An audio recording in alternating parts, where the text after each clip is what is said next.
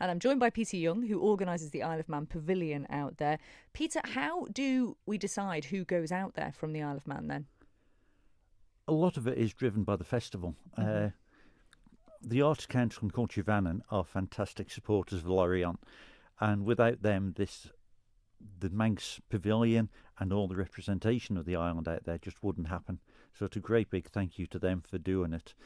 But right through the year, they're looking for the people who are going to go. They look for the artists. They look for the musicians, who's actually in vogue. Then they've actually got to ship out demo tapes and stuff like that, everything to the festival, because the festival out in France put a lot of money into it, and they want who they want.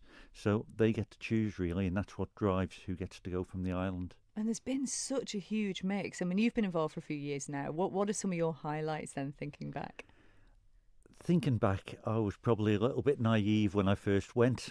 My first year was the year of the island, and we walked into this marquee, and I was picturing a marquee similar to maybe the Royal Ag Show or something like that. And the marquee was good, and then McLear came on. And McLear, that night, we had about 1,500 people in our little marquee, bouncing on the built-up floor, and the atmosphere was just so electric. It was fantastic, and you just couldn't help get swept up in it. And that's got to be the key thing that made me choose to go for it the following year and keep the pavilion going as it is. Were you quite shocked at the number of people? Yeah, totally. You hear numbers. You hear this 75,000 over the 10 days. You see the pictures, but nothing can actually describe or show you what it is like when you get down there. It's unbelievable. I had the pleasure of carrying the Manx flag 2 years ago for the Grand Parade, and I think it's a figure of about 100,000 people come in and watch that Grand Parade. It's a big stadium, isn't it, that it happens in? You walk, right, you start at the fish yard, you've got about a mile and a half walk, and the people are 6 deep at either side of the road, and you're at the very front with the Manx flag. To represent your nation like that is so exciting and so emotive. And then you walk in, you go through the town, that's where all the TV and radio coverage is. But then you move away slightly and you walk into a big pavilion.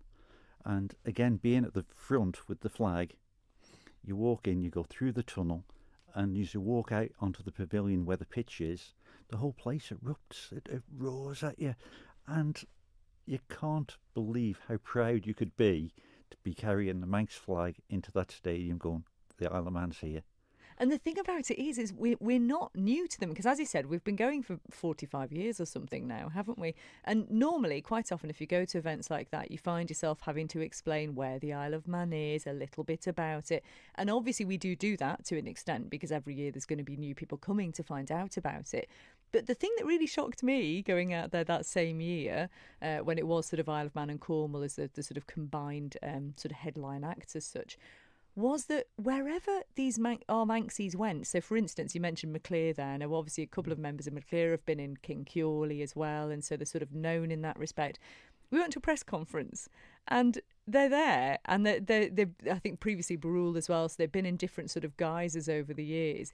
And all of the press in that room from all over the world knew them by name, and they were there. I'd been to other press conferences that day, but it was a fuller house for our boys than for any other press conferences I'd been to, and they were all saying, "Oh, we're so excited to hear about your new music, tell us all about it, we remember when you did this." And this is international press. It's so crucial for us, isn't it?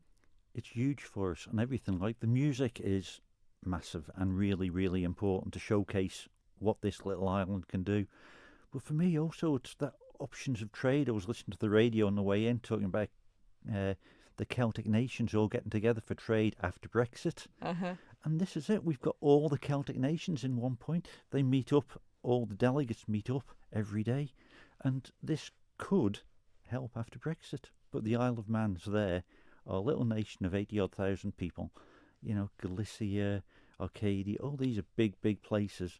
And we're there on the same playing field, and we're better known than some of their people are. Exactly. And I think it should be said as well is that we absolutely match up to the talent. And, you know, in some cases, I'll have to say, I mean, I know I'm biased, but I think some of our gigs were, you know, sort of perhaps better than some of the other stuff that was going on. I was just thinking, gosh, we're such a tiny nation, and yet the talent that we're putting out there, easily international standard stuff, isn't it?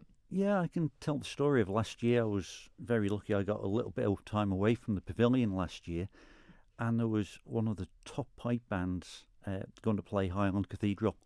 So I went especially to listen to this, thinking this is going to be fantastic. I've heard Russian Silver Band play it. I've heard all sorts of people play it. And I went there, and to be honest, the pipe band played it well and probably technically perfect.